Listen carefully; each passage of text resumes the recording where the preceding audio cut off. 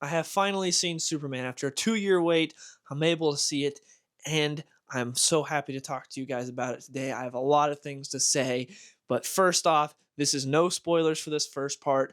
It doesn't matter if you haven't seen the movie, I'm not going to be spoiling it. And then the second part, I will give you a big fat warning, and then I will get into spoilers. And I'll also have a timestamp so you can see when the spoilers happen. So you don't have to worry about any spoilers. I won't be spoiling it for you guys. So, first off, let's talk about the man himself, Superman. Corn Sweat does a phenomenal job as Superman. I love the way Superman is portrayed in this movie. You really get a sense of who the guy is and how he's just here to help, and he's a good guy, and he's very human, and Corn Sweat pulls all of it off amazingly. He nails every aspect of Superman. He does a good job with the humor. He does a good job with just the big blue Boy Scout stuff. He's really good. Now, how is his Clark? It's hard to really say because he's only really Clark in one scene. That was one of the disappointments with this movie, was his Clark is great for the little bit we get of him, but the other scenes where he's Clark, it's when he's around people that know his secret identity, so he doesn't have to, put on a little bit of a facade as Clark. He doesn't have to try to fool people into thinking he's not Superman because those people he's talking to know. So we only really got one scene where he was, the public facing Clark Kent, and that was it. So I would have liked more Clark, especially because that was one of my gripes with the Snyder movies was we got almost no Clark Kent. And then in this movie, we get almost no Clark Kent. So more Clark would have been nice, but Corn Sweat is one of the highlights of this movie. He is amazing. He was born to play Superman. The guy absolutely nails it. Someone else who is a highlight of this movie is Nicholas Hoult as Lex Luthor. This is the most comic accurate Lex Luthor we've ever gotten on the big screen. Nicholas Hoult killed it. His performance is amazing, and I love seeing how this Lex operates, and you really get a good understanding of who is, because throughout it, there's some things that they're leading to plot-wise about why he's doing certain things. It's like, that doesn't really sound like Lex, and then by the end, everything wraps up. It's like, oh, that makes perfect sense, and I love it. He's got some great monologues on here. He's got some ruthless scenes where it's like, oh, damn, this guy whole, but then also you really understand where he's coming from. They do a great job of making you understand why he hates this alien and how he sees him who he is. And Lex is a little bit just like, he's crazy and he's bad and he's evil, but also he's kind of justified, and they pull off that balance really well. Lex was legitimately one of the best parts of this movie. I loved his characterization here, and Nicholas Hoult is so good. He does such a fantastic job as his character, and I hope we get to see more of him going forward because he is so good. And we finally got a younger Lex Luthor. We don't have some old ass Lex that's 20 years older than Superman. It's great. Now, the other part of the trio, Lois Lane, Rachel Brosnahan as Lois Lane, she does a great job. Lois is kind of like, she's in it for a lot, and then she's kind of like sidelined, and then we didn't get as much of her as I wanted, or as much as her with Clark and Superman as I wanted. I wish we'd have gotten more of her. And so let's get into a little gripe I had with this movie, which is something that I had a problem with or was worried about from the trailers and everything, which is that's a bit too overstuffed. There's too many characters in here. When they show in the trailer the whole Justice Gang and everything, it's like, do we really need Guy Gardner, Mr. Terrific, and Hawk Girl in this? Do we really need all of them? And the answer is no. Now, are those characters bad? No, I really thought Guy Gardner and Mr. Terrific were actually pretty cool. I liked them in the movie, but if you take them out and you focus more on the Daily Planet crew and Superman and all on Pa Kent, I think the movie would have been better. I think it would have been better if it was a little more focused instead of focusing on the Justice Gang. As far as the Justice Gang go, Hawk Girl doesn't really have anything to do, and there's not much to her character. Her whole thing is from that clip that they released where she's just like, our name's not the Justice Gang. That's a stupid name. I don't like it. That's literally her entire character. She does nothing else. And then when she fights, she screeches really loud, and it's very annoying. But that's it. She's just a whatever character. Mr. Terrific is really cool. Also, I have to say, he sounds almost exactly like Robert Downey Jr. in Tropic Thunder. Just watch the movie and have that in your head and tell me he doesn't sound just like him. He sounds very similar, but he's great. A great performance. He's really cool and one of the better parts of the movie. And then Nathan Fillion's fantastic as Guy Gardner. He is a pretty much a complete joke like you'd expect from the trailers and everything and how you think they'd handle Guy Gardner. But Nathan Fillion is really good as him, and he does do some cool stuff. My only gripe with Nathan Fillion cast as Guy is he's really old for Guy Gardner. If you just starting a universe and Guy Gardner's 50, just like with Hal Jordan where Hal's like 60, it's like, why are we doing this? But anyways, again, Mr. Terrific and Guy Gardner were cool, but I would have been fine with them just removing them and focusing on the Daily Planet crew and Mom, Pa Kent and everything, focusing on Superman characters in a Superman movie instead of here's these other characters. I would have preferred that. Now, another gripe I had with this movie, or I will say a worry I had going in, was Gunnisms. Gunnisms are sort of his humor and like undercutting some emotional moments with humor. He does really good with emotional moments in a lot of his movies, but also sometimes he just can't help himself and he has to throw something that he thinks is funny in this. Now, as far as the humor goes, there's only a couple moments where it's like that's pretty dumb. It's the least humorous of all of his movies, I will say that. But there's one really big moment that's undercut by humor that made me very sad because it's towards the end. It's between Superman and Lex. It's an amazing scene. And then I won't say what happens because obviously I'm not going to spoil it for you, but something humorous happens and it just undercuts an amazing moment. It was so good. It was legitimately one of my favorite parts of the movie. I'm like, this is fantastic. This is everything I've wanted. And then just Gunn's like, hey, check out this funny bit. And I was like, oh, you just ruined one of the best parts of the movie. Why? Because he couldn't help himself. He had to do something funny. Now let's talk about the action because no matter what you thought about Man of Steel, that's one of the things that, in my opinion, Man of Steel nailed. I thought the action in Man of Steel was amazing. So I feel like there's a lot to live up to with a new Superman movie. The action is cool. The effects look really good. Some of the trailers, the effects look kind of iffy, but seeing it on the big screen, I thought all the effects looked really good. There's some moments where it looks a little, for the most part, it looks great. It looks better than like every single MCU movie getting released nowadays. But there's not even one single action scene that lives up to the Smallville fight or the Metropolis fight in Man of Steel. Again, just talking about action-wise, I know a lot of people have problems with those movies, but just pure action, I wouldn't say there's a single fight. There is a gripe I have with the action, which is a lot of the times when Superman's fighting someone, they're cutting back to Lex and his goons in the tower because Lex will have his robot so he can watch the fights that Superman's going on. And a lot of times we're cutting back between Superman and Lex. So it's like, oh man, Superman's going to fight. He's about to throw a punch and we're cutting to Lex. It's like, oh, and they do that like 800 times. It's like, just show me the fight, please. That's what I wanted. But yeah, there's some cool action here, but nothing mind-blowing or amazing or something that you're really gonna, when it comes out, that you're gonna be like searching on YouTube and be like, I gotta rewatch this fight scene. This fight scene was great. There isn't anything like that, but there is some cool action and there's some cool flying sequences. I will say one problem I had though with the flying though is for a lot of it, other than like one scene when he's flying, he flies like a John Romita Jr. character. He has his arms at his side. That's how he flies a lot, and that pisses me off. It's like I love I like this. I like the one arm in there. Two is good, but I prefer the one. That's what I prefer. I prefer like that. That's what I like for I have a closed fist. for, that's what I like for Superman flying instead of the John Romita Jr. But that's just like that's a nitpick, nothing I held against the movie. Now, there's two other villains in the movie, which have already been announced in all the trailers, Ultraman and the Engineer. This isn't some spoiler or something. They're nothing characters. Lex is great. He's an amazing villain. I really like him in the movie. But his two underlings, Ultraman and the Engineer, are literally nothing characters. Ultraman's just a brute that doesn't really have any character to him.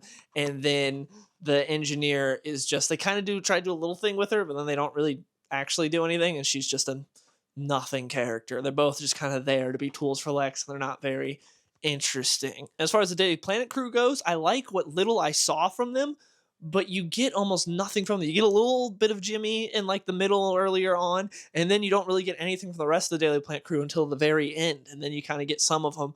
And I liked what I saw, but we didn't get much from them at all, which again, I would have much preferred to kick out the Justice Gang, kick out Guy Gardner, Mr. Terrific, and Hawkgirl, and bring in the Daily Planet crew. Have more of that. That would have been cool. As far as comics goes, this definitely isn't an adaptation of anything, but there are references, like direct references to the comics, like All-Star Superman, there's a direct reference to, which was pretty cool, but also not done the best, I'll say, but still pretty cool. But yeah, overall, I liked it. I thought it was a good movie. It didn't blow my socks off. It wasn't amazing. It wasn't anything that I would say this is the best movie of the year and you have to watch it, but it was good. I thought Superman and Lex were the best parts of the movie. I could have used more of them actually interacting. I wish the Justice Gang just wasn't in it. We got more Superman characters in it, more focus on them. That would have been cool. I could have used more Clark and Lois because there's a couple of scenes with them together that are great, but then we don't really get a whole lot from them. But overall, it's good. It's worth seeing. I liked it. It's a step in the right direction for DC, but it's nothing amazing. It's not the amazing, great movie that I want it to be. Now, that is a non-spoiler section out of the way. We are getting into spoilers.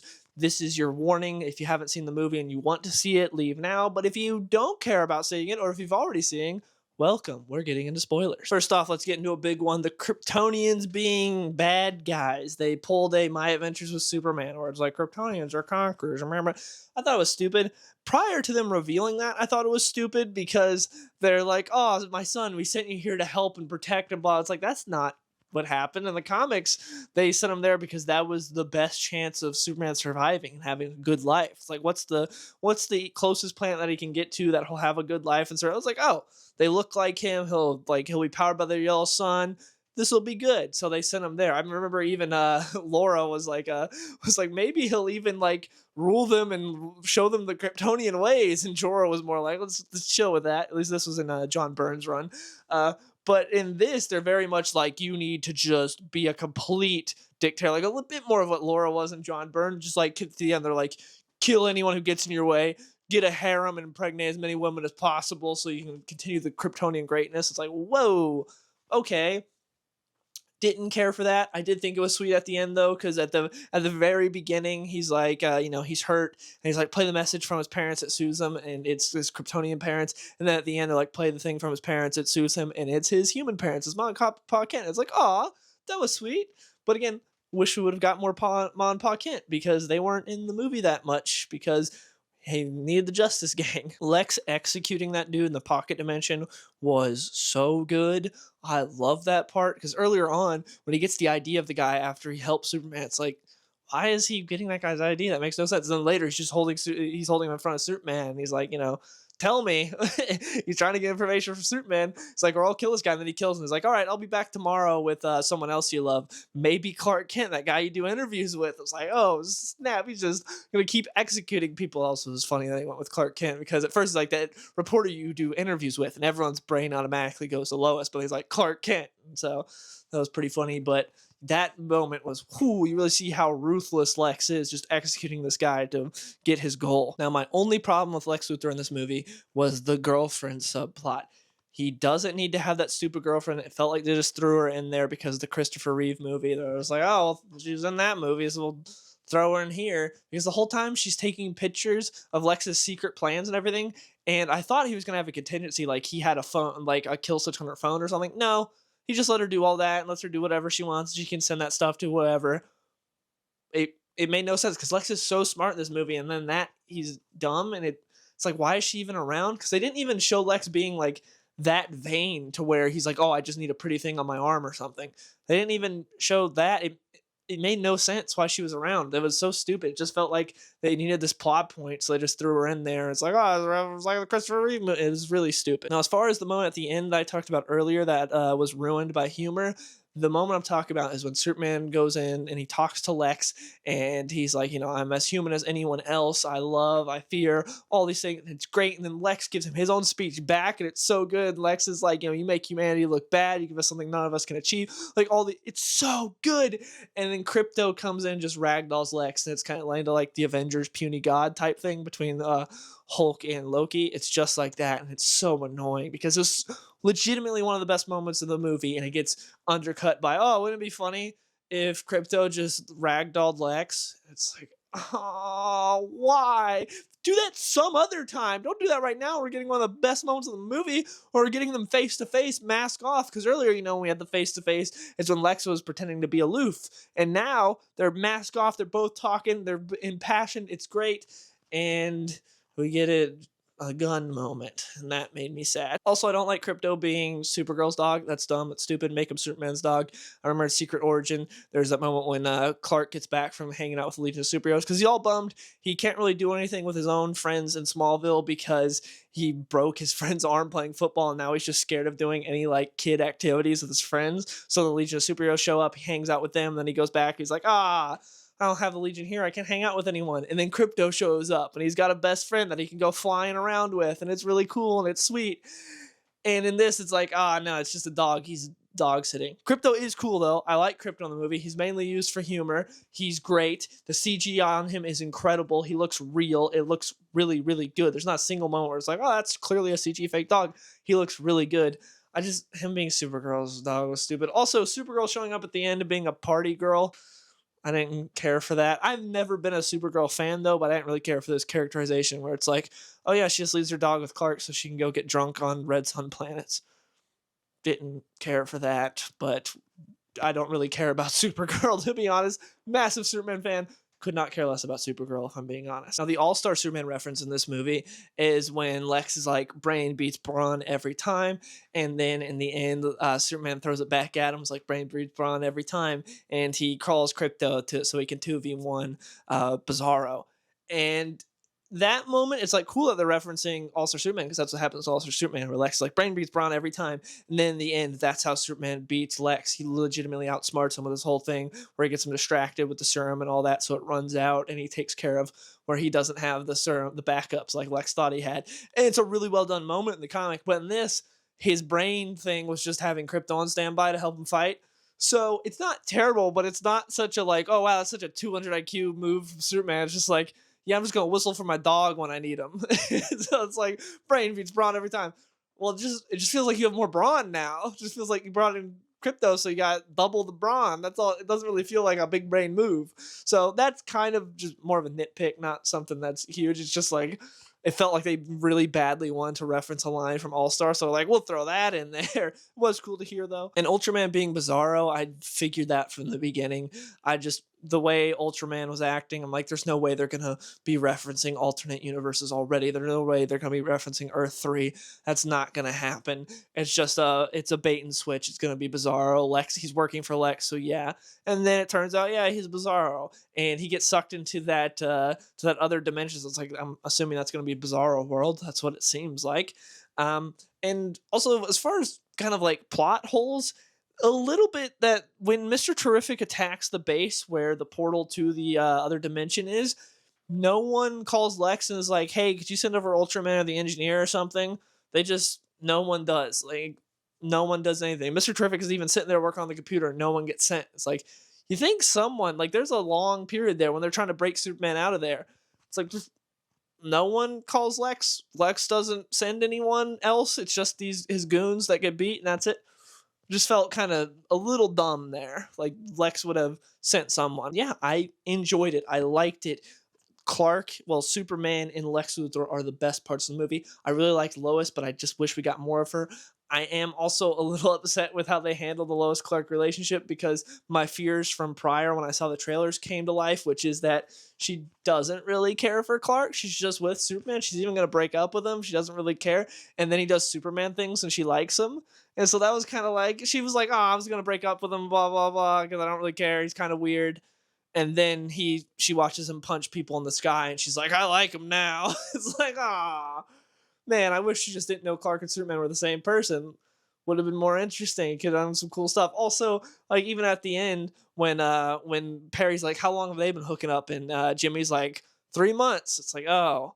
So everyone just knows Superman and Lois are banging. It's like, we've been there. I don't really care for that. I wish we wouldn't have. Also, they're keeping it hidden from the Daily Planet staff. They've been dating for 3 months. Well, for Clark, they've been dating. For Lois, they're not dating. She's just been seeing him. And it's like, I don't really like that aspect. I just don't care for that. That was not something I cared for. But other than that, I liked Lois, and I thought Rachel Brosnahan did a great job. She's perfect as Lois. It's just that aspect I didn't really care for too much, and that was a fear. That was something that I figured going in, and my fears came to light, and it was true. But that's essentially all I have to say about the movie. It's good. It's worth seeing. I liked it. I didn't love it.